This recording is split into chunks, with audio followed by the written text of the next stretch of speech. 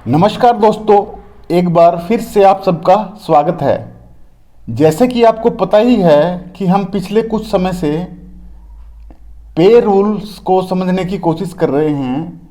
इस सीरीज में हमने अब तक रिवाइज पे रूल 2016 को डिस्कस कर लिया है और पिछले वीडियो में हमने एसीपी रूल 2016 के पहले 7 नियम डिस्कस किए, जिसमें एसीपी की ब्रीफ इंट्रोडक्शन, क्वालिफाइंग सर्विस और फाइनेंशियल अपग्रेडेशन को हमने डिटेल में समझा।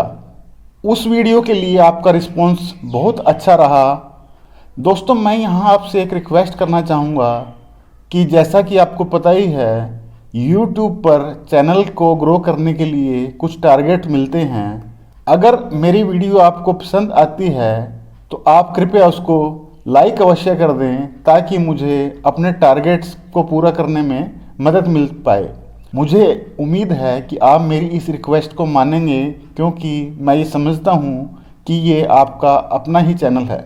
आज के वीडियो में हम डिस्कस करेंगे कि एसीपी के फॉर्मल ऑर्डर किस प्रकार से जारी किए जाते हैं, उन्हें जारी करते समय किन किन बातों का ध्यान रखना होता है। इसके साथ साथ हम एसीपी रूल्स में स्टेपिंग अप का प्रोविज़न भी डिस्कस करेंगे और हम स्पेशल इंटाइटलमेंट फॉर एसीपी भी इस वीडियो में डिस्कस करेंगे। तो दोस्तों, आइए वीडियो को आगे बढ़ाते हैं। रूल 8 में बताया गया है कि एसीपी ग्रांट करते समय हमने किन कंडीशंस का ध्यान रखना है। ये जनरल कंडीशंस दोनों कैटेगरी में, कैडर स्पेसिफिक एसीपी में और जनरल एसीपी में, दोनों केस में लागू होंगी।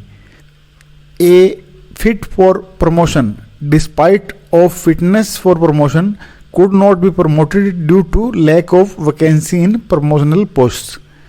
जैसा कि हमने पहले डिस्कस किया कि एसीपी का सबसे मेन पर्पज़ ये है, कई बार प्रमोशनल पोस्ट की अपॉर्चुनिटी नहीं होती और कई पोस्ट में एक लंबे स्टैग्नेशन के बाद ही प्रमोशन हो पाती है। ऐसे केस में एम्प्लॉयज़ को एक निश्चित समय अवधि के बाद फाइनेंशियल अपग्रेडेशन देना ही एसीपी रूल्स का मेन पर्पज़ है। यानी कि एक एम्प्लॉई प्रमोशन के लिए तो फिट है, पर क्योंकि आगे प्रमोशनल पोस्ट की अपॉर्चुनिटी नहीं है, उस केस में हम उसे एसीपी ग्रांट कर रहे हैं। यानी कि सबसे पहली कंडीशन यही है कि एम्प्लॉय फिट फॉर प्रमोशन होना चाहिए। B, departmental test higher qualification prescribed for promotional post. Point B में क्लियर किया गया है कि अगर प्रमोशनल पोस्ट यानी कि जो नेक्स्ट प्रमोशन है किसी एम्प्लॉय की, उसके लिए कोई डिपार्टमेंटल टेस्ट या हायर क्वालिफिकेशन का प्रोविज़न है, तो जिस एम्प्लॉय को एसीपी ग्रांट किया जाना है वो उस डिपार्टमेंटल टेस्ट में पास हो और जो रिक्वायर्ड हायर क्वालिफिकेशन है वो उस एम्प्लॉय ने एक्वायर्ड की हो, तभी उसे एसीपी ग्रांट किया जाए। यहाँ हम एक एग्जांपल एक क्लर्क का ले सकते हैं। क्लर्क के लिए ये रिक्वायर्ड है कि वो टाइप टेस्ट पास करे, तभी उसे असिस्टेंट की प्रमोशन के लिए कंसिडर किया जाएगा। इन केस अगर किसी क्लर्क ने टाइप टेस्ट क्लियर नहीं किया है तो उसे एसीपी के लिए कंसिडर नहीं किया जाएगा, क्योंकि वो असिस्टेंट की प्रमोशन के लिए एलिजिबल नहीं है। नीचे एक एक्सप्लेनेशन दी गई है कि above condition of departmental test higher qualification does not apply on group D employees. यानी कि ये जो कंडीशंस हैं ये ग्रुप डी के एम्प्लॉयज़ पर लागू नहीं होंगी, डिपार्टमेंटल टेस्ट और हायर क्वालिफिकेशन की। Note 1, department inquiry and court case pending ACP should not be granted, it will have consequential effect on next ACP. जब तक किसी एम्प्लॉय के खिलाफ कोई डिपार्टमेंटल इंक्वायरी या कोर्ट केस पेंडिंग है, उसे एसीपी नहीं ग्रांट किया जाएगा और इस डिपार्टमेंटल इंक्वायरी या कोर्ट केस के कारण एसीपी जितना भी डिले हुआ है, नेक्स्ट एसीपी भी उतना ही लेट होगा। फॉर एग्जांपल, एक एम्प्लॉय के अगेंस्ट डिपार्टमेंटल इंक्वायरी पेंडिंग थी जबकि उसका एसीपी ड्यू था। यानी कि हम ये मान लें कि 1/7/2021 को एक एम्प्लॉय का एसीपी ड्यू था और उस समय उसकी कोई डिपार्टमेंटल इंक्वायरी पेंडिंग थी। उस डिपार्टमेंटल इंक्वायरी का डिसीजन 12/2021 में हुआ है, तो उस एम्प्लॉय का एसीपी जनवरी 2022 में ड्यू होगा और नेक्स्ट एसीपी जिस डेट को एसीपी ग्रांट किया गया है यानी कि 1/2022 में 8 साल जोड़कर जो नेक्स्ट डेट आएगी वहां पर ग्रांट किया जाएगा। नोट 2 सब्सिक्वेंट डिपार्टमेंटल इंक्वायरी और court case and previously initiated dropped he may be granted ACP if due before issuing new chargesheet. यहाँ ये क्लियर किया गया है कि एक एम्प्लॉय के अगेंस्ट कोई डिपार्टमेंट इंक्वायरी या कोर्ट केस चल रहा था और उसके साथ साथ ही एक नई चार्जशीट भी उस एम्प्लॉय को जारी कर दी गई और मीनवाइल पुरानी चार्जशीट को ड्रॉप कर दिया गया, तो इस केस में एम्प्लॉय को एसीपी ग्रांट किया जा सकता है बशर्ते कि वो न्यू चार्जशीट जारी होने से पहले ड्यू हो।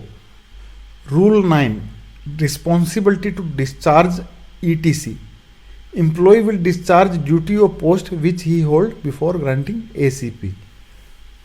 एम्प्लॉय के पास ऐसी कोई प्रिविलेज नहीं रहेगी कि वो प्रमोशनल पोस्ट की ड्यूटीज़ करे, उसे वही ड्यूटीज़ करनी पड़ेंगी जो वो एसीपी ग्रांट करने से पहले कर रहा था।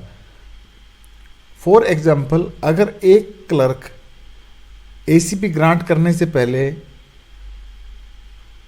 रिकॉर्ड कीपर का काम कर रहा था तो एसीपी ग्रांट करने के बाद भी वो वही काम करेगा, वो डीलिंग असिस्टेंट का काम नहीं कर पाएगा। Rule 10 consequence of ACP level etc can not enjoy entitlement facility of promotional post. Rule 10 में ये क्लियर किया गया है कि जो प्रमोशनल पोस्ट के साथ जो उसकी इंटाइटलमेंट या फैसिलिटी जुड़ी हुई हैं उसे एक एम्प्लॉय एसीपी ग्रांट करने के बाद इंजॉय नहीं कर पाएगा, यानी कि उसकी इंटाइटलमेंट वही रहेगी जो कि एसीपी ग्रांट करने से पहले थी। Rule 11 grant of ACP level. First point, in rule 678 only conditions are mentioned which are required to be completed before granting ACP। यानी कि रूल 6 और 7-8 में सिर्फ कंडीशन बताई गई हैं ACP ग्रांट करने के लिए। After fulfilling these conditions employee will not automatically placed in ACPL। competent authority is required to pass a order to grant ACP। Rule 6, 7, 8 में जो कंडीशन बताई गई हैं ऑटोमेटिकली एसीपी लेवल में प्लेस्ड नहीं हो जाएगा। कंपिटेंट अथॉरिटी को एक ऑर्डर पास करने होंगे एसीपी ग्रांट करने के लिए। ऑर्डर पास करने से पहले कंपिटेंट अथॉरिटी को क्या देखना होगा कि अगर कोई डिपार्टमेंटल प्रमोशन कमेटी बनी हुई है तो वो डिपार्टमेंटल प्रमोशन कमेटी एसीपी को उसी तरह कंसीडर करे जैसे कि एक फंक्शनल प्रमोशन को किया जाता है और उसकी रिकमेंडेशन भी उसी प्रकार से कंसीडर की जाए जैसे कि एक फंक्शनल प्रमोशन में की जाती हैं। बी पॉइंट में बताया गया है एसीपी रूल्स की जो कंडीशन और इससे संबंधित अन्य कोई भी कंडीशन है उनकी पूरी तरह से पालना की गई है, ये भी सुनिश्चित करना होगा। सी पॉइंट में बताया गया है कि जो रूल के अकॉर्डिंग फाइनेंशियल अपग्रेडेशन हैं उन्हें काउंट किया गया है। एसीपी ग्रांट करने के लिए जैसे कि हमने पहले भी डिस्कस किया है कि एक सर्विस कैरियर में एक एम्प्लॉय की 3 से ज़्यादा फाइनेंशियल अपग्रेडेशन नहीं होनी चाहिए। पॉइंट डी में एक बार फिर से रिपीट किया गया है कि ये सुनिश्चित किया जाए कि सरकार द्वारा समय समय पर जो नियम व इंस्ट्रक्शन जारी किए गए हैं उनकी पालना की गई है या नहीं। एक्सप्लेनेशन में बताया गया कि कंपिटेंट अथॉरिटी कौन है एसीपी सैंक्शन करने के लिए। कंपिटेंट अथॉरिटी वही है जो कि एक एम्प्लॉय की उसकी हिरार्की में प्रमोशन करने में सक्षम है। Second point, the ACP level so granted shall be effective from the first day of the following month in which a government employee become eligible and not from the date on which the orders are issued।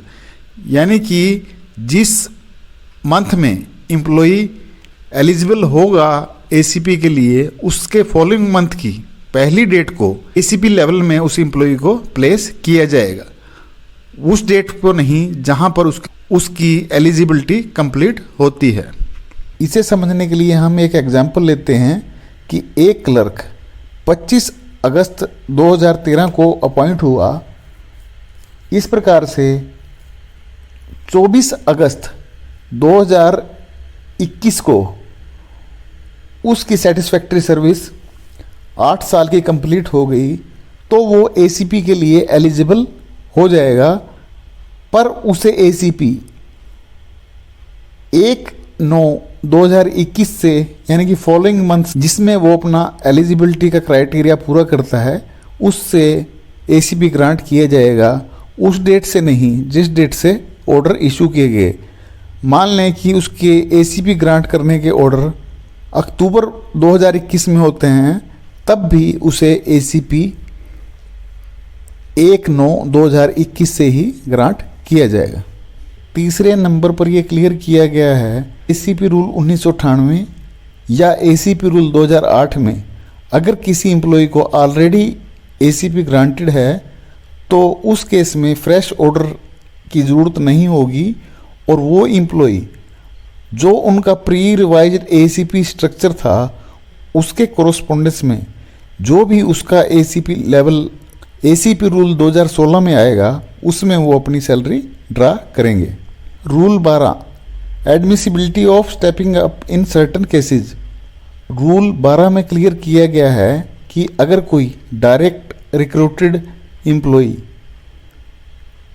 एक promoted employee से higher ACP level में पे draw कर रहा है और वो direct recruited employ से सीनियर भी है, तो उस केस में सीनियर एम्प्लॉय की पे जूनियर एम्प्लॉय से स्टेप अप कर दी जाएगी, और इस केस में 3 फाइनेंशियल अपग्रेडेशन की कंडीशन भी आड़े नहीं आएगी। सिर्फ उस एम्प्लॉय की सर्विस सेटिस्फैक्ट्री होनी चाहिए। पे किस प्रकार से स्टेप अप की जाएगी?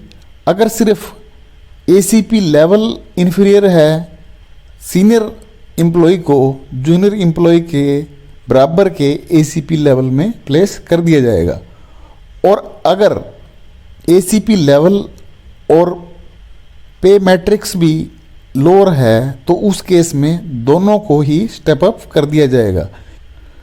Rule 13, special entitlement for ACP level. Rule 13 में बताया गया है कि अगर एक एम्प्लॉय प्रमोट हो जाता है पर वो अपनी पे जो उसकी प्रेजेंटिव पे होती ACP लेवल में उससे कम पे ड्रा कर रहा है, तो उस केस में उस एम्प्लॉय को as a special entitlement ACP grant किया जाएगा। ये मान लिया जाएगा कि अगर वो प्रमोट ना होता तो उसकी फर्स्ट, सेकंड या थर्ड ACP में पे कितनी फिक्स होती। और रूल 13 में स्पेशल इंटाइटलमेंट के अनुसार ग्रांट किए गए ACP को फाइनेंशियल अपग्रेडेशन काउंट नहीं किया जाएगा। रूल 13 को समझने के लिए हम एक एग्जांपल लेते हैं। एक एम्प्लॉय जिसकी first entry in government service है एज PN, 15 साल की सर्विस कंप्लीट होने पर वो क्लर्क प्रमोट हो गया, और क्लर्क प्रमोट होते ही उसकी पे FPL-2 1900 ग्रेड पे के कोरस्पोंडेंस में फिक्स हो गई। जब ये एम्प्लॉय 16 साल की सर्विस कंप्लीट करेगा तो उसका प्रेजम्पटिव पे स्ट्रक्चर ACPL-4 होता अगर वो प्रमोट ना हुआ होता, जो कि 2400 ग्रेड पे के कोरस्पोंडेंस में है। इस केस में क्योंकि एम्प्लॉय का promotional pay structure presumptive ACP structure से लोअर है, ऐसे केस में एम्प्लॉय को as special entitlement ACP grant कर दिया जाएगा, और वो जो अपनी पे FPL-2 में ड्रा कर रहा है जिस सेल में, उससे नेक्स्ट सेल उसे ACPL-4 में ग्रांट कर दिया जाएगा। तो दोस्तों, आशा है ये जानकारी आपको पसंद आई होगी। अगर सच में पसंद आती है तो कृपया, जैसा कि मैंने आपको पहले भी रिक्वेस्ट की थी, इस वीडियो को अधिक से अधिक लाइक करें और अपने दोस्तों के साथ शेयर करें और चैनल को सब्सक्राइब अवश्य करें। मिलते हैं अगले वीडियो के साथ। तब तक आप सब लोग अपना ध्यान रखें। धन्यवाद दोस्तों। जय हिंद।